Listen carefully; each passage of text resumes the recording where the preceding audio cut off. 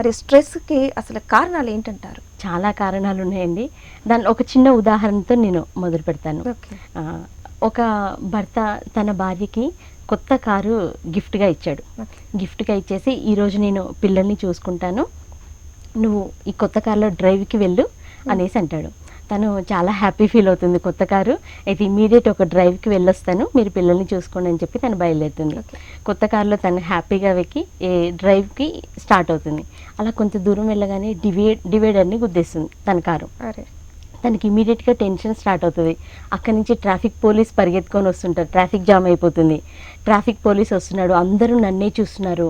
తనలో చాలా టెన్షన్కి గురవుతుంది ఆ టైంలో. ఇటు ట్రాఫిక్ పోలీస్ వస్తున్నాడు, ఏమంటాడేమో, నన్ను అరెస్ట్ చేస్తాడా, అందరు నన్నే చూస్తున్నారు, అందరికీ నేనేమన్నా సమస్య అయినా, ఇలా తను ఆలోచిస్తూ, ఇప్పుడు నా హస్బెండ్ కొత్త కారు నాకు గిఫ్ట్ ఇచ్చారు, ఇప్పుడే ఇచ్చారు, ఇన్ని లక్షల కార్ని ఇప్పుడే గుద్దేశాను, సో నా హస్బెండ్ నన్ను ఏమన్నా అంటారా, అలా తను రకరకాలుగా తను స్ట్రెస్కి గురవుతుంది ఆ టైంలో. అదే టైంలో ట్రాఫిక్ పోలీస్ వస్తాడు. వచ్చేసి, మేడం మీ లైసెన్స్ ప్లీజ్ అంటారు. అంటే తను నెమ్మదిగా పక్కన ఉన్న లైసెన్స్ పౌచ్ తీసి ట్రాఫిక్ పోలీస్కి ఇస్తుంది. ఆ పౌచ్ తీసినప్పుడు దాంట్లో ఇంకొక లెటర్ కూడా ఉంటుంది. ట్రాఫిక్ పోలీస్కి అది ఇచ్చేస్తుంది, తన లైసెన్స్ ఇచ్చేస్తుంది. ఇచ్చేసి దాంట్లో లెటర్ ఏంటో ఉందనేసి ఒకసారి తీసి చూస్తుంది. చూస్తే దాంట్లో హస్బెండ్ రాసిన ఒక లెటర్ ఉంటుంది.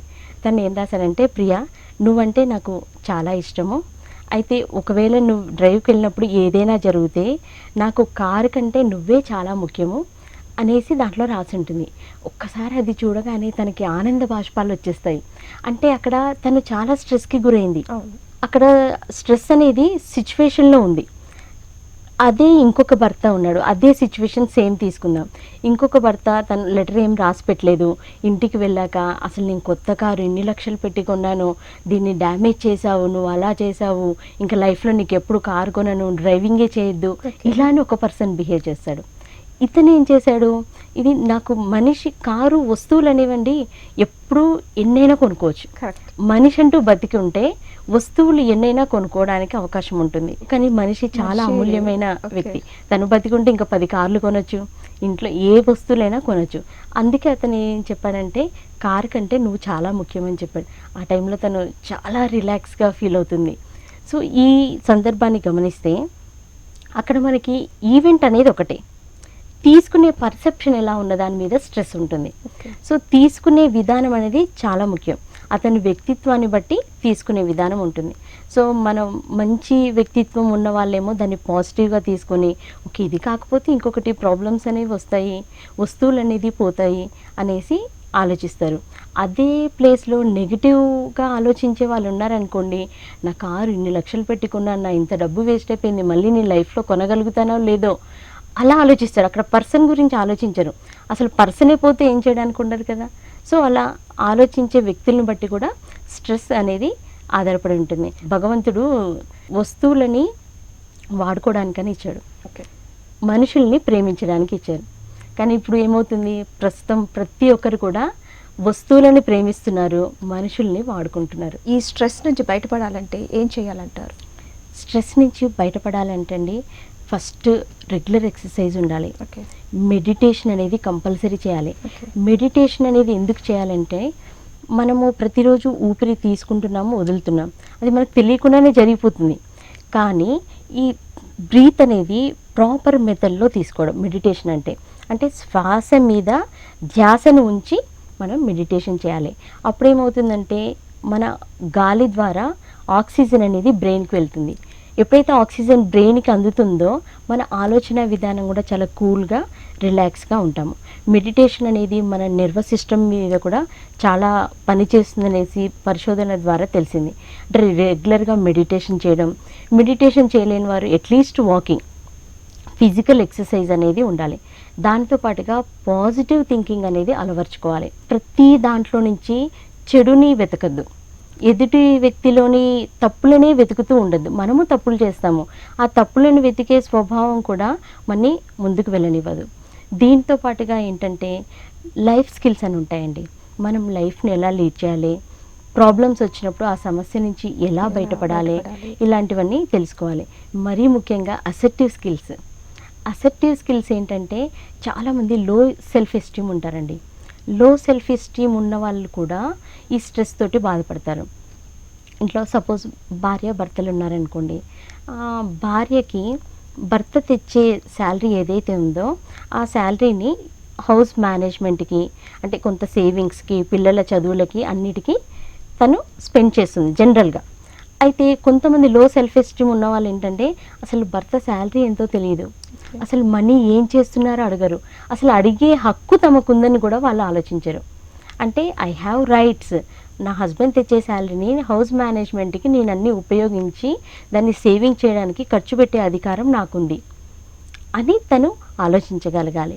నెక్స్ట్ వచ్చేసి ఒక మనిషి ఉన్నారు, ఆఫీస్లో కానీ ఇంట్లో కానీ ఫ్రెండ్స్ కానీ ఎవరైనా ఉన్నారు, వాళ్ళు ఏంటంటే ఎవరికి ఏది అవసరమో అది అడుగుతారు మళ్ళీ. వాళ్ళ అవసరాలు కానీ వాళ్ళ టార్గెట్స్ కానీ మన మీద పెడుతుంటారు జనరల్గా. అలా పెట్టినప్పుడు ఏంటంటే నీకు చేయగలిగే సామర్థ్యం ఉంటే చేస్తాను అని చెప్పాలి. చేయగలిగే సామర్థ్యం లేదు, మీకు ఆ స్కిల్ లేదు, లేకపోతే మీకు కుదరదు, అలాంటప్పుడు నో అని చెప్పడం నేర్చుకోవాలి. చాలామంది ఏంటంటే నో అని చెప్పడం తెలీదు వాళ్ళకి. నో అని చెప్తే వాళ్ళు ఏమనుకుంటారో, బాస్ ఏమనుకుంటాడో, ఇంట్లో భర్త పిల్లలు చుట్టాలు ఏమనుకుంటారో అని లేనిపోని బర్డన్స్ మీదేసుకొని బాగా స్ట్రెస్కి గురవుతూ ఉంటారు. ఇవన్నీ చిన్న చిన్న టిప్స్ అండి. దాంతోపాటుగా ఏంటంటే లేడీస్ ఏంటంటే ఇంట్లో వర్క్ డెలిగేషన్ నేర్చుకోవాలి. పిల్లల పనులు పిల్లలకు అప్పచెప్పాలి. ఇట్లా హస్బెండ్ చేసే పనులు ఏమని ఉంటే హస్బెండ్కి అప్పచెప్పగలగాలి. తను చేసే పనులు తను చేయాలి. మెయిన్ ఏంటంటే ప్రతి ఒక్కరి హస్బెండ్, వైఫ్, పిల్లలు, ఎంప్లాయీస్, బిజినెస్ మ్యాన్ ఎవరైనా కూడా చేయాల్సింది ముఖ్యమైన పని ఏంటంటే ఏదో ఒక హాబీ అలవాటు చేసుకోవాలి. హాబీస్ అనేవి చాలా చాలా చాలా ఇంపార్టెంట్. ఎందుకంటే ప్రతి ఒక్కరికి చిన్నప్పుడు సంగీతము, డ్యాన్స్, ఏదైనా ఇన్స్ట్రుమెంటల్ ప్లే చేయడము, లేకపోతే గేమ్స్ సంథింగ్ ఏదో ఒకటి, టెన్నిస్ ఆడడము, ఇండోర్ గేమ్స్, చెస్, ఇలాంటివి. ఆర్ట్ ఉంటుంది కొంతమందికి, డ్రాయింగ్ చాలా బాగా చేస్తారు. వాళ్ళకి ఏ హాబీ ఉంది ఆ హాబీని అట్లీస్ట్ వీకెండ్స్, ఎవ్రీ వీకెండ్ ఎవరికి ఏది ఇష్టమో ఆ పని చేయాలి. ఎందుకంటే ఈ రోజుల్లో ఏంటంటే జాబ్స్ అందరికీ వాళ్ళకి నచ్చిన పనులు నచ్చిన దాంట్లోనే ఉద్యోగం చేయట్లేదు. వాళ్ళకి ఏదైతే స్కిల్ ఉందో దాంట్లో ఉద్యోగం దొరకట్లేదు. ఉద్యోగం ఏది వస్తే, ఏ జాబ్ వస్తే ఆ జాబ్ చేస్తున్నారు. ఎందుకంటే ఫ్యామిలీని పోషించాలి, ఇంటి పరిస్థితుల కోసం, అవసరాల కోసం బయటికి వెళ్ళి ఉద్యోగాలు చేయాల్సి వస్తుంది. కానీ నచ్చిన ఉద్యోగం చేయకపోవడం వల్ల చాలామందికి స్ట్రెస్ అవుతుంది. అందుకనే కదండి ఈ జాబ్ నచ్చలేదు, నేను చెయ్యను, నాకు వద్దు అని వదిలేసి వెళ్ళిపోతారు. మళ్ళీ కొత్త జాబ్లోకి వెళ్తారు, మళ్ళీ రిపీట్గా అవుతుంది. కానీ నచ్చిన ఏరియాలోనే ఉద్యోగం దొరకాలనేది అందరికీ సాధ్యపడకపోవచ్చు. కొంతమందికి ప్యాషనేట్ ఉంటారు, వాళ్ళు వాళ్ళ వాళ్ళ రంగాల్లో ముందుకెళ్తారు. ఇలా నచ్చిన రంగంలో ఉద్యోగం చేయనప్పుడు ఏం చేయాలి, ఏమో ఒత్తిడికి గురవుతుంది అని అన్నప్పుడు ఏం చేస్తారంటే వాళ్ళ హాబీని every weekend, Saturday, Sunday, otherwise Saturday కూడా కుదరకపోతే సండే, ఆ రోజు వాళ్ళకి నచ్చిన డ్రాయింగ్ చేయడము, సంగీతం బాగా వస్తే పాటలు పాడడము, లేకపోతే డ్రాయింగ్ బాగా చేయగలుగుతారా, డ్యాన్సా, అట్లీస్ట్ వాకింగ్, ఎక్సర్సైజ్, వాళ్ళకి ఏ ఏరియాలో ఇష్టం ఉంటే అట్లీస్ట్ మ్యూజిక్ వినడం. మ్యూజిక్ వినడం ఇష్టం ఉన్నా ఆ పని చేస్తే, నచ్చిన పని వారంలో ఒకరోజు చేస్తే మళ్ళీ ఎనర్జీ వచ్చేస్తుంది. మండే రోజు మళ్ళీ ఆఫీస్కి వెళ్ళాలన్న టెన్షన్ ఉంటుంది, అవన్నీ వర్క్ అన్నీ కామన్. సో దాంట్లో నుంచి వీళ్ళు ఒత్తిడిలో నుంచి బయటపడే అవకాశాలు ఉంటాయి.